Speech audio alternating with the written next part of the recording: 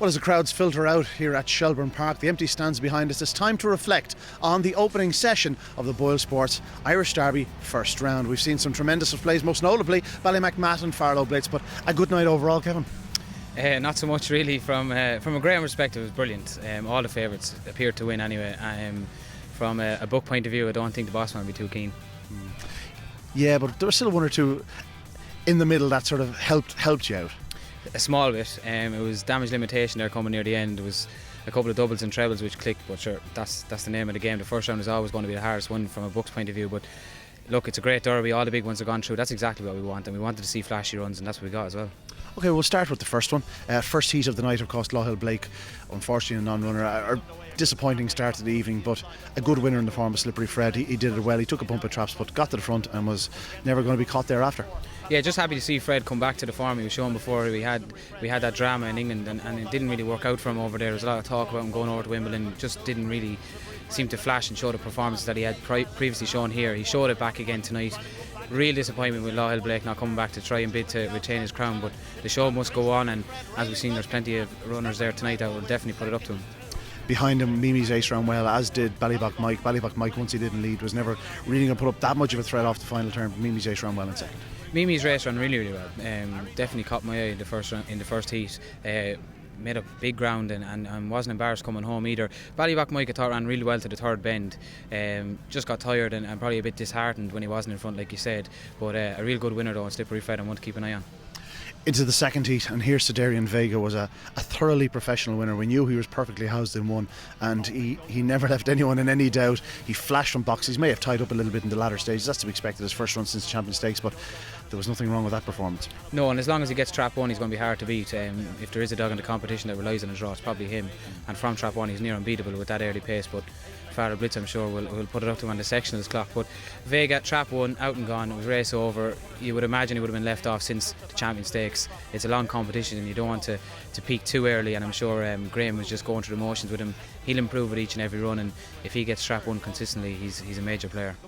Of course, to show off his riches, Graham actually had the second place winner or runner there as well, Jojo Fantasy, at 50-1, no less. Yeah, I think I saw 66s around as well on the board at some point. Only having, I think, his third race, and pricing him up was a bit of a disaster, because coming from Graham's kennel, you have to respect him. His form card was very poor, but he showed tonight he's a dog with a big future.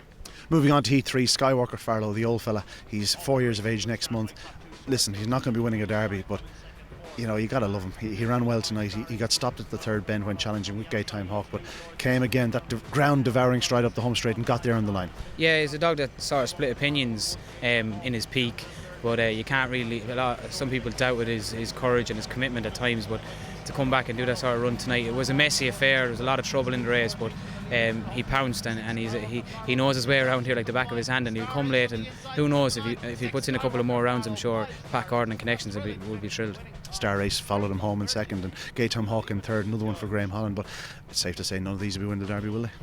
It'd be hard to see him. Star Race is a dog that I was very keen on in his early races down in Thurles. Just seems to be injury stricken a little bit. Gaytime Hawk, similar enough, just doesn't have consistency at the boxes, and that's come back to haunt him. Okay, we move on to Heat 4, and here we saw Gyp Rosetti, and this really is a springer. He won well here last week in 29.50. His clocks were sensational halfway. He starts and he stays, and tonight 29.63 on the going. At that stage, it certainly seemed a hell of a run.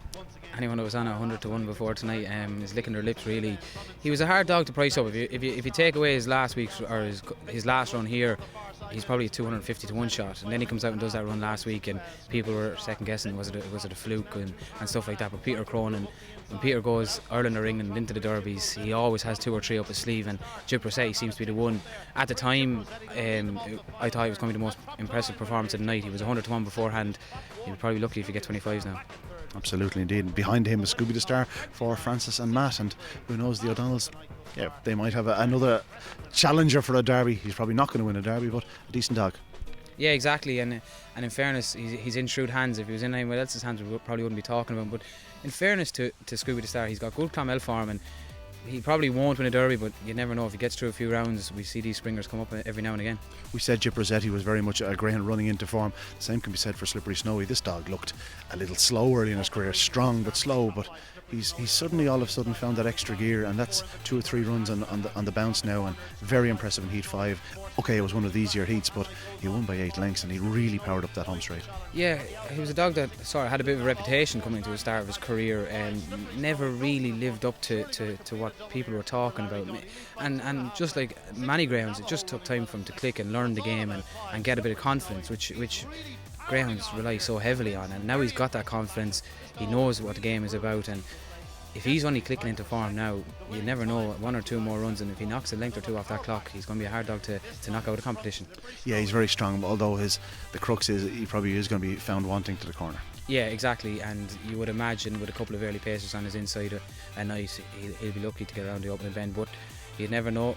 Larry, he's been there, he's done it, he had a winner with Slippery Robert, so you'd never know, he might get lucky again. Confirmed wide seeds have a good record in the Derby, of course. They're always generally going to get a good enough draw. Rural Hawaii, the Race of Champions winner, your own Race of Champions winner, BoyleSports, he's out in trap 6 and he ran well to win the next seat. The most underrated greyhound in Ireland, in my opinion. I don't know what else he has to do to get the recognition. He won the BoyleSports Race of Champions, like you said. He won the ECC Timber 550 stake here. He was runner-up in the Annan Con Kirby. He was unlucky to go out in the Produce Stakes. He's only had, I think, 18 races. I think he's won nearly 11 or 10 of them. I don't know what the dog has to do to get the recognition. He's Law Hill Blake Mark II, in my opinion. I don't think he's as good as Law Hill Blake. He runs the exact same. He's got that great early pace. He'll stay out on the hair rail. He'll stay out of trouble. And for me, anyone looking to have a bet, he was 33s today. I tipped him up to a few people. Anyone looking to have a bet for an interest, he's probably going to be around the 14, 12 to 1, 14 to 1 mark now. He might get 16s. I definitely think he's worth a few quid each way. He's a dog I can see progressing into the latter stage of this competition. With regards to winning it, he will need luck. But I think the dog deserves a lot more credit, to be honest. The big question is he even the number 1 contender for Graham Holland? That's the demands in that kennel. He is Siderian Vega. He clearly is a dog, but as you say, he's going to avoid traffic problems, and that could be key. Yeah, exactly. I think there's only 20 odd wide seats in the competition, and that out of 144, he's nearly nailed on to get 6 most nights, and at worst he's probably going to get trap 5. I just think draws. He's got the early pace. He's stayed 550 well. He's been there, done it, and won competitions. If you're looking to have a bet from this stage on, looking for a bit of value, I think 16, if you get it, it'll be good value. Shut the Back Door was second. He's a lightly raced sort of a dog. He's a similar sort of profile. He's coming into his own. He's won a number of his races. He's a high strike rate. He ran well in second after missing the kick. Took a bump in the corner, but ran well in second. Probably not quite getting the 550-yard trip, but if he improves his trapping, he could go a few rounds. He will improve his trapping. He started off his career in Kilkenny. I witnessed him a couple of times in Kilkenny, and if he when he gets his trapping boots, it's not if, when he gets his trapping boots, he's definitely going to be the one that they'll all have to beat to the bend anyway. And with that early pace and shrewd hands and Brendan Matthews, you never know. I think he'll be thereabouts. Quickly moving on to Heat 7, a messy sort of affair. Keena Girl, she's going to go a few rounds this one. I think she's keeping a bit for herself.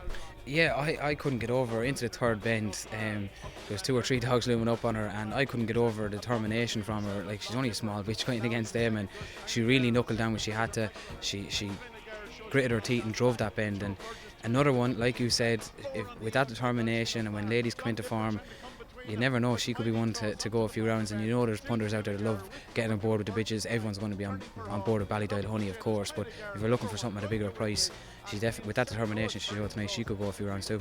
A couple of weeks last week I stood on the stands behind us. Ballydoyle Honey trialled, Keena Girl trialled.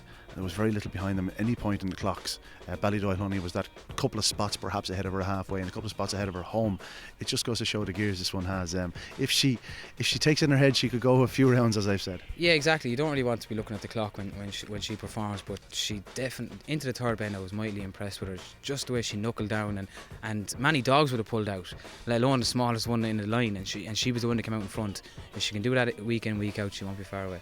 Heat 8, one of the punter favourites around here at Shelbourne Park, Peregrine Falcon.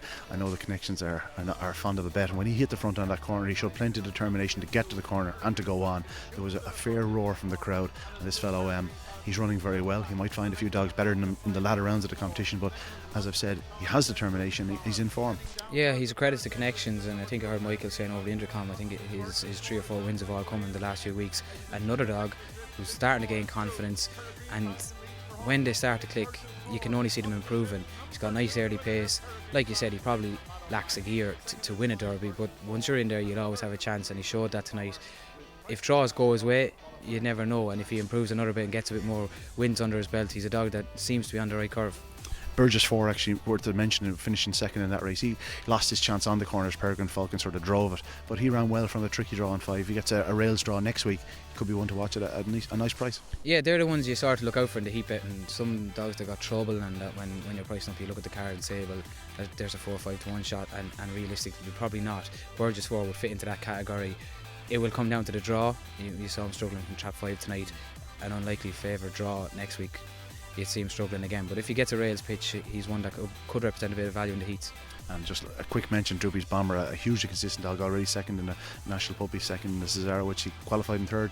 Who knows, he could go a few more rounds. He's a dog that's shown that competitions are no problem to him. Yeah, and those stayers, how many times do we see it? There will be one come to the quarter-final, semi-finals night, the big stayer that'll be still in it because they're tough, they're hardy, and the runs won't take anything out. And Droopy's Bomber fits that category. Like you said, he's a competition dog, he stays well, and from an unlikely position to qualify, he is the one that will knuckle down and possibly grab third when needs be. So at a price, he'll be a big price next week again because of that early pace that he lacks just to the corner, which you never know, if there's a bit of trouble up front, he'll capitalise. The next heat is easily described. Ballymac Matt hit the front and ran right away from them. This is a real powerhouse. When he's on the bunny, there's probably not a dog to match him in the competition. Yeah, well, I turned to Frank up there and I just said if he breaks like that every night, I think he wins the Derby. Quite simply, but if he continues to trap like that, I think he's the fastest greyhound in the competition. He's going to be single figures after tonight, there's no question about that. He will be favoured. I would say regardless of what happens tomorrow night, he'll definitely be giant favourite at least. He's a big liability in the book. The Shrewdies are on him. He's in shrewd hands. Every dog improving, young dog, similar to Logill Blake last year. It just comes down to the trapping. If he can keep trapping like that, he's the best in the competition for me. That's the big if, unfortunately. Yeah, exactly. Well, we need something on our side. We took a hammer in tonight. We're going to lay him at 8-1, and we're just hoping that one night that he might miss the break. But from a Greyhound's enthusiast perspective, I hope he continues to trap like that because he really is a superstar. Drumscar Ruby ran her normal gallant self in second spot. JT Jet, an encouraging run. Judging by the way I was talking to you earlier on, he would have badly needed that run. Yeah, he did need a run. Blew up at the third bend, which we were sort of expecting. He's a dog that will hopefully grow into the competition. He's still young. Look, he should love this place. He went up to the bend well. I was happy enough with him from that perspective. Get a couple of more runs under his belt, I think he'll be a different dog if he can get through the next few rounds.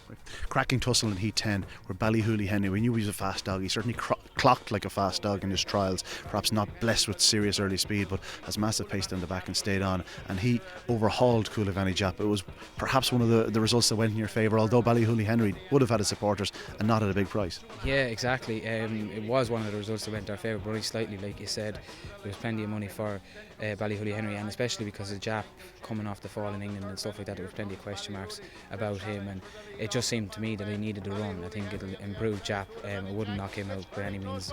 You saw him out trap one tonight, great early pace, determination to make the bend. He's probably a bit of a forgotten dog, Jap. He's been there and done that in all the Derby. Finally mixes it with the best. Another dog for me that could represent a bit of value. He could well be overlooked now in the prices, and if someone's going in late into the anti-post market, he might represent a bit of value. But like you said, Ballyhooly Henry very, very strong tonight, and a dog that's improving too. Indeed. And moving on now to Heat 11 and Farloe Blitz. Well, this fellow continually lives up to his name. He just blitzed them. Like, he was 3.5 lengths clear at the winning line first time, 6 or 7 lengths clear halfway, and win 6.5. There was no sign of them really stopping up the home straight. Obviously there'd be dogs coming home faster than him, but he certainly didn't tie up alarmingly, and the way he went to that third bend, he's going to be very hard to lead in this Derby. Yeah, near impossible if he traps. I think that's undebatable. I think if he traps, he'll lead to the first corner every night, regardless of his trap. The one thing I will say is, and this is for supporters of Farloe Blitz that are saying the 550-yard trip might catch him out. In Wimbledon, he went to the final. That was 6 weeks of that, 3 runs in a week. And the hare escape in Wimbledon, they have to run nearly 800 yards. So realistically, he's running the same distance here, week in, week out. It's just a longer run to the line. I don't think that'll cause him too many issues. If you're looking for early pacers, cool performance, won the Derby from the front, the sprinter, Farloe Blitz fits that category. If you are backing him, you have that one fear, one missed break, probably rules you out of the Derby. But Owen McKenna has this dog in scintillating form this year. He's a credit to Owen, and if he continues to break like that, it's going to be hard to see him not qualifying most nights. It's the first time I've seen you ever mention cool performance without shivering. Yes, exactly. That's a touchy subject. Anyway, Farloe Blitz, a brilliant winner, and as you said, he'll be one of the favourites very much so come Monday morning after the second round draw. Yeah, I'd imagine he'll be about 10-1. And then on to the final heat in here, JT Valencia. big support from tonight and today. You talked him up after the draw. A little disappointing when you led down the back straight. Lemon Miley's a very fast dog down into the third bend, and in fact if he had just stayed second at the third bend, if there hadn't been the traffic, your fella probably would have won again. But as it was, he just got held up at that point. Yeah, realistically from the Hennessy hat here, but it wasn't about winning, to be honest. Tonight it was just about seeing, did the dog have the spark that he had once before. Going to the bend for me, he did. Yeah, he lacked a bit down the back straight. He came on home again, pretty strong again, like you said. Probably not staying on against strong stayers, it has to be said. Wouldn't get carried away with that. He needs running like JT Jet as well. It was just nice to see him come back to some way back towards his form. If he can keep trapping like he can and progressing. I talked to him up at about 100 to 1. Realistically tonight it was an unknown quantity what was going to happen. No one really knew. He ran well. Probably would have preferred him to run a little bit better, but yeah, beggars can't be choosers. No one knew what was going to happen. He'll need to improve, there's no question about that, but hopefully he's on the right track. The main thing is you're going into the hat for the second round draw. Exactly, that's it. That's what it's all about. I think if you asked everyone coming down here tonight would take fourth place, they probably would. It's just about getting through the first, second, third rounds even, and then after that, then that's when the serious stuff starts. 12 heats down, another 12 on Saturday night. Looking forward to it. Can't wait. I can't wait now, to be honest. Hopefully, from a results point of view, we might get a better night. But from a Greyhound racing perspective, I don't think you're going to get a better night's racing than tonight. There you have it. Great to hear the bookmakers whinging. Let's hope they're doing more of the same after Saturday night.